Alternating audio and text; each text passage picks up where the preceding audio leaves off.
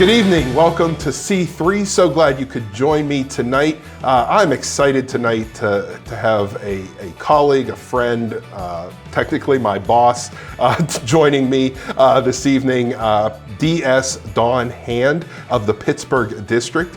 And she is going to bring to us some really good insights when it comes to leading with integrity. And as I said, as my DS, I've worked with her significantly on multiple projects, so I've seen this firsthand. And as we continue looking at Nehemiah, who was a person that leads with integrity, I thought it would be wonderful to have Dawn here to share with us about what it means to lead with integrity. So before we jump into that discussion, I just want to welcome DS Dawn to C3 tonight and give her an opportunity to tell us a little bit about who she is and where she comes from and how she ended up as the Pittsburgh DS. Well, listen, Chris, thank you, brother. I appreciate you, and greetings to all of our friends who are watching this C3 series. I am grateful to have this opportunity to come and share. Let me be brief with my introduction. I am a lifelong United Methodist. My mother was AME Zion, my father was Baptist, and they merged and had 3 United Methodist children. So I grew up in the church. I'm a church brat. I love the Lord. One thing that I like to share is that before I came to know faith and to live faith, it was modeled for me. And so that's how I've been ushered into this through my grandparents, through my parents, my family, a close circle of people that loved on me and poured into me. I'm always grateful for my home church, St. Mark's United Methodist Church in Charlotte, North Carolina. The way I came to be a DS, basically I was asked by Bishop Cynthia Moore Coy. I am on loan from the Western North Carolina Conference. She served as my district superintendent for a while, and was grateful to God when she got elected to the episcopacy. She's tremendous. And she called and asked me if I could come and serve. And I said, Bishop, you know me. You know how I lead. You know that I don't shy away from controversial issues. You know that I'm also a bit of a bridge builder. At least I try to be. And so that's how I basically came. She asked, I prayed about it with my family, with my close circle of confidants. And here I am, and all the better for it. Just grateful. And Chris, it's just been an absolute joy, brother, to get to serve alongside you and the fine folks at Christ Church. Well, again, thank you so much for joining us. And as I said, we're working through the book of Nehemiah and how Nehemiah went back and helped rebuild the walls around Jerusalem and faced a lot of opposition in doing so, and really came through as a person that led with great integrity. And one of the things that allowed him to do that was he seemed to keep everybody in unity together. And the first question I got for you is how important is it when it comes to leading with integrity to have unity? Well, listen, I think unity is vital. And I want to make sure it's unity and not conformity. Right. It's a difference. Yep. So unity, we can still have our own individual diversities. We can still have our own ethos. We can approach things differently. Unity is the fact that you are able to come together for the said purpose of whatever that said purpose is, not losing your own sense of integrity, not losing your own sense of identity. I think Nehemiah did a good job of that. Very diverse population that he worked with. Very diverse population. Unity helps us to achieve what our common goals are. And if we just look and see what's happening, or if we view and see what's happening in our country in terms of the political divide, the racial divide, even our own United Methodist Church and what we're facing, I still hold out hope that there can be an approach towards unity and still hold integrity around your own, as I said, your own ethos, your own sense of self. But unity does mean that there has to be some compromise along the way. Well, and as I was reading through Nehemiah, it was interesting because when unity was being threatened, Nehemiah got angry. about the unity being threatened. When certain Jewish people were taking advantage of other Jewish people and not treating them the way they should, he got angry. And I think sometimes we get this idea that it's not okay to get angry. And it's not that it's not okay to get angry, it's how we deal with it. So my question is, and Nehemiah did this well, but how do you make sure you don't respond in anger over certain issues that warrant being angry, I guess? Sure. Well, I had mentioned this previously when we had a different conversation. I think Nehemiah is a good roadmap person. I don't believe for 1 minute that Nehemiah did not get upset about something and just, that he had his own circle of influence, his own circle of friends, and, take those sandals and walk somewhere and get it out. And then you come back to face the people. I think it's a matter of responding over reacting. I think it's okay to get to be angry. It's an emotion, like crying, like joy, being joyous, happy, mad, glad. It's all of these emotions. It's the way in which we harness that emotion. So I work my best to respond to a situation instead of reacting to a situation. It's a difference between, for me, counting, even if it's in my mind, 1, 2, 3, 4, 5. That's not, say it how you want it to come out, not what you're mean. Don't be mean about it. It's a lot of internal things that happen to get me to this place. And I've had a lot of practice with it. Chris, you get a lot of practice in the church about responding over reacting. No truer statement has probably ever been spoken. Oh God, we tempt Jesus and we tempt each other. So my approach to it is to realize that even some of the things that maybe happen, I don't take it all personally. I think that's the first thing. It's not all directed at the person itself. Mm-hmm. Some people just act out, and maybe it's something else that's been going on with them. And here we are in the situation. And so if I try to match an anger with an anger, that's not going to be productive at all. Now, I can go there. I can. But I do my best not to, because then I get out of my best self. So I really work with trying to understand why the person or the situation has manifested in this way. And then what can I do? What can I do to help either diffuse some things, or what can I do to try to help put some kind of order to it? As leaders, that's what we're actually called to do. You are called to lead. Otherwise, you're not in the position that you need. You don't need to be in that position. Being a leader is hard work. Yep.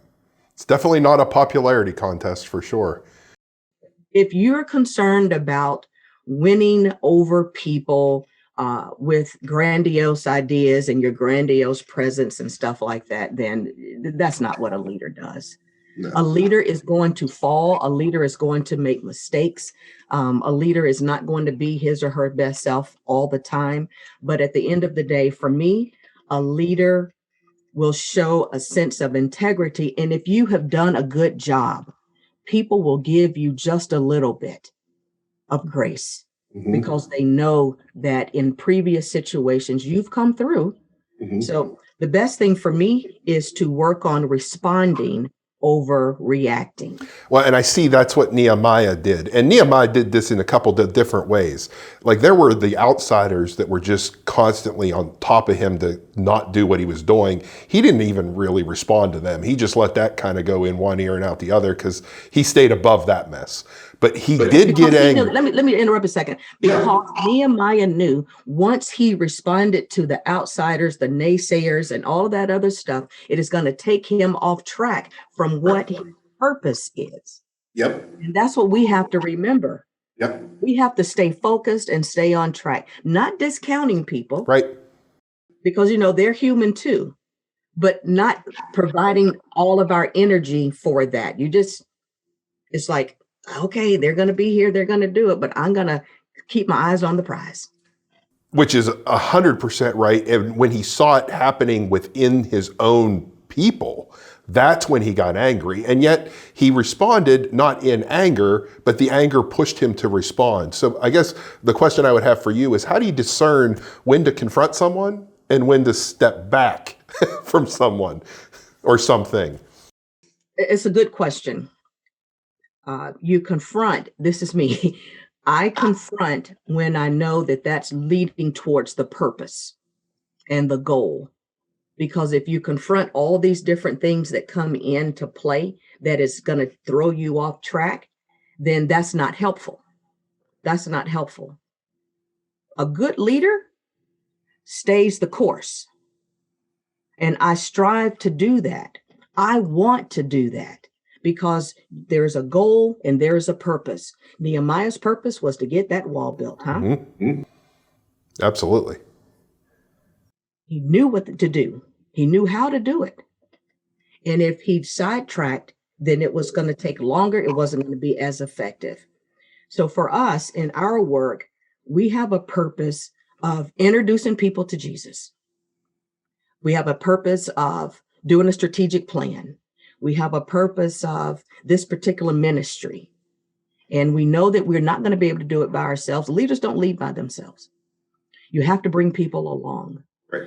And so the confrontation happens when you know that you have to get this thing settled in order to move forward towards that purpose. And there's a way that you can do it with grace and with integrity. We all have different passions, and our emotions can get the best of us when we know what we're trying to move forward. But you pray your way through it, and you have a sense of this is what needs to happen. And it's not like you're going to trample on people on the way. It doesn't work. Right. It doesn't work like that. So you have this confrontation. You do your best to respond to that and to mitigate the fallout. And then you get another step closer. And then the same thing might happen. It's not going to be confrontation free. Let's just be clear about that. Right. It's not. Right. Yeah, there's really no opportunity without opposition. There's that just, they go hand in hand. But you brought up how Nehemiah didn't lose sight of what he was doing. He didn't enter into those arguments with the outsiders because he knew it would cause him to lose focus of what his goal and what his purpose and what God's plan was. We live in a world where everybody has a plan for our time and what we should prioritize. How do you go about keeping your focus so you stay on what God wants you to do and not give in to what everybody else thinks you should do? The best way for me to answer that is we can't be all things to all people. It just doesn't happen. You can't be. And that goes back to trying to win a popularity contest. This is not about popularity, people. It's about purpose. It's about passion. It's about what God has in store for you. And so to stay focused, to be intentional about what needs to happen. You have to be intentional. And it takes discipline as well. It takes some good discipline. And that's not to say that at some point you may fall off track, just maybe for a little bit, and then you're able to get right back on. Yeah, and it's different. I'm sure different people use different disciplines to keep their focus. I'm sure some of them use like prayer is what does it. I'm sure some of them Bible reading is what does it. I'm sure talking to their inner circle. You mentioned that when you introduced yourself, you prayed with your inner circle before you knew that you should come here. So everybody's going to do that a little bit differently, but what I'm hearing is it's important that you have a plan on how to do it. You absolutely have to have a plan. It's not like this willy-nilly kind of thing. When you get to the stage in your life where you know that there is a purpose and there is promise at the end of that, whatever the promise is, finishing the wall, wonderful discipleship class, a wonderful worship celebration, whatever that plan is, and you get to that promise, is there intentional steps, and you surround yourself also with some people that can help hold you accountable to what you say you're going to do. That's what's important. Yeah. Accountability is important, and sustainability and consistency. Those are all good things to have. Yeah. Yeah. Well, Nehemiah held this high position, and he was definitely looked at as a leader, but he never really abused his position. And I preached last week how we're all called to be leaders. God calls all of us to be leaders in whatever area we are in. How do you make sure you don't abuse the position of leadership that you're in, whatever that position of leadership is? Well, we certainly can see a lot of that happening play out on our national landscape right now, with our different government leaders and those kind of folks. Not to disparage people, but that's more on the public scene. It is easy to abuse power. Sure. Very easy. It is seductive for a lot of people, and we have to fight against that. One of the ways is to just really see the humanity in people, that everybody has some kind of worth. They do. And for me personally, as I am having conversations, when I'm asking folks to do things, I will always say, is this within my authority? Is this in my realm? And even if it is, there's a way that you go about doing it. I think a person that honors that and models that is our own Bishop, Cynthia Moore Coy, a phenomenal leader in herself. And as a bishop, she has quite a bit of authority. And I can tell you this, around that cabinet table, she values all of our input. And we have time where we grapple with one another and stretch each other. And we all don't agree either. So when I came to the Pittsburgh District, it was important for me because I didn't know a lot about Western PA, to look at people, to have conversations with them, to know where I could draw some strength from and where I wasn't as strong, to contact people to help with that. And as I got my feet more under me, then I could lead better and stronger. But there is always the trap of being abusive in your authority. And some people just have to fight that. Power is seductive for a lot of people. To have influence is seductive for a lot of people. And so I'm just convinced that I just don't want to be seduced by that. I don't. Now, that's not to say that maybe somebody thinks that I have exerted power beyond my scope. I pray to God that's not the case. But people receive things differently. And all I can hope for is to make sure that I am approaching this with a sense of integrity and to honor what I say that I'm going to do and how I'm going to do. Yeah. Yeah. And I can attest, as somebody who's worked with you over the last several years, you do that unbelievably well. I appreciate that, brother. And praying for me. Keep praying for us. It's a blessing. It's a blessing to be able to work with somebody like you and Bishop Cynthia, because you see that. You just see that in how you carry yourselves and what you do. So I can say thank you for that from the position that I'm in, and I try to do the same thing for what I do. So it's all us working together to reach that purpose, which is sharing the love of Christ with people that we meet. And in doing that, though, man, there's always going to be opposition. And Nehemiah faced opposition every step of the way. And I think he hit it right on the head. I think he probably wasn't as perfect as it looks. I think he probably did go out and with some people and be like, you got to be kidding me. Like, really? What is happening right now? But he still was able to, in the end, stand up to the opposition and keep moving forward, and brought home the project that he was working on in an amount of time that was unheard of. How do you stand up against the opposition when it comes and keep moving forward? Well, first, I think that you have to have some kind of investment in the area. People have to know who you are. Now, I believe that. Now, when I came to Western PA, people didn't know me. They didn't know me. And it took a while to understand the culture, the context, and the climate. And people are very suspicious. And you come in very suspicious. It's a very insular group of people on many fronts. To stand against the opposition means to keep your eyes on the prize.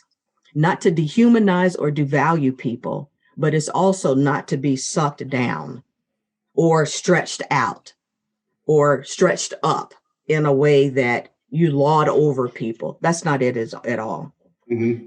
To stand in opposition for me means to bring all of who you are and to show people who you are in such a way that when people hear your name or see you, it's a sense of, we're going to be okay. We're going to be okay. Now, that can sometimes set you up for failure also. We also have to understand that there's going to be opposition throughout our entire life. It just is. Right. We're all human. I know some people probably think I present opposition to them. Mm-hmm. I've even been told this before, even in my own family sometimes. I can recall a couple of times when I'm saying something in the family and I get a little bit passionate about something. Somebody goes, "You're not the boss of me. You're not the boss of me." Right. I think like it was for Nehemiah, is that you have a purpose and you have a plan. And there are going to be naysayers. And there are going to be people that don't want you to succeed or to do well. I'm still trying to grapple why, but that's just how it is. Right. But to stay focused on what your plan and your purpose is, to stay focused on that. And, you know, there's this old saying, if God brought you to it, God's going to bring you through it. Now, that doesn't mean you're not going to be bruised or battered at some points, but you can also understand that we're all human people. We're all fallible people, infallible people, and we're going to move forward with grit and with grace. And when the opposition comes, you just understand that, this is going to happen, but stay focused and keep moving. You know, and the thing with opposition, when it's coming from the outside, it's pretty easy to see. Like, people see it coming, and people might even know you're going through it. I know I've found, I think sometimes there's this external opposition, and there's also sometimes this internal fear. Like, am I making the right call? Is that really the direction God is leading? You know, like, it's not that you're not trusting. It's just like, you just want to be sure. And they go kind of hand in hand. I'm wondering if you've experienced the same thing, and how you go about overcoming, or which one's more difficult, if there is one more difficult for you, and how you go about overcoming it. Well, I will be honest. Listen, I am a former athlete. I played basketball a good portion of my life, paid my way through school. I'm always going to be my worst critic, always. Yeah. I'm always going to be my worst critic. It's not because I want to be perfect. Chris, remember when we took vows to become clergy in our respective areas of ministry? One of the questions was, are you moving on towards perfection? And we said yes. And perfection is not without flaw. Perfection is, in our sense, are you moving on towards being with the love of God? All right. And as I said, I'm always going to be my worst critic. I am always going to be moving towards perfection, to be in love with God, in service to God's love, and all of that. So while sometimes the opposition from the outside can seem very weighty and very heavy, I know my own internal work in grappling internally probably is going to outweigh the outside. It is for me. Mm-hmm. It is. It's that little thing that you're like, oh, come on, Dawn, come on. Yeah. Yeah. And I think that might be why you and I work well together, because I also was a former athlete. And one of your leadership styles is you don't like beat around the bush. If you see something going on, you just name it and move on with it. You do it in love, but you just are straightforward. And being a former athlete, that's how it worked. So I love that. I hate this around the world kind of a thing. Because, if you got 15 seconds left on the clock, you don't have 35 seconds to go around and around and around. You just don't. Right. Like, just tell me what it is, and then we'll fix it and move on. Like, so everybody has a different style, and part of that is learning that not everybody works that way as well. So you have to kind of kind of gauge both of those. Well, Dawn, this has been great. I really appreciate you taking the time to come and talk to us about leadership and talk to us about having integrity within that leadership, which you do, and discussing the book of Nehemiah. If you could leave our listeners with one final piece of advice, because I've been talking about how we're all called to be leaders in God's eyes. God's calling us all to be leaders in His kingdom, and to be created who you are created to be. What piece of advice would you leave our listeners with? Well, I would also echo that, is that all of us have the capacity at some point to be a leader. I mean, we all do, whether it's in a small circle or whether it's in a larger circle or whether it's even for yourself. You lead your way when you make a commitment to honor your own body, by what you eat, by what you drink, about how you exercise, about how you speak, that you're leading yourself in that way. I would offer for our friends, we're all going to make mistakes, my friends. Every last one of us are going to make mistakes. It's how we grapple with that, and how when we get knocked down, how we get up. And it's important for us to have a sense of integrity and to have a sense of what is right and what is wrong. Let's just be honest. We all know what's right and what's wrong. At least most of us, a large percentage of us, we know. And so we have to decide if we're going to move with integrity or if we're going to not move in that direction. So my prayer for all of us is that whatever we are called to do is that we try to bring our best selves, and that we honor the humanity in everyone. We don't have to agree. Let me repeat that. We don't all have to agree. It's how we disagree is what's most important. Yeah. And I am grateful to have this opportunity to share a few words. I hope we've been helpful. Chris, thank you for the way in which you lead, and the growth in which you are experiencing, the growth in which I'm experiencing. It's all a process, friends. Well, thanks again, Dawn. Let me just close this in prayer.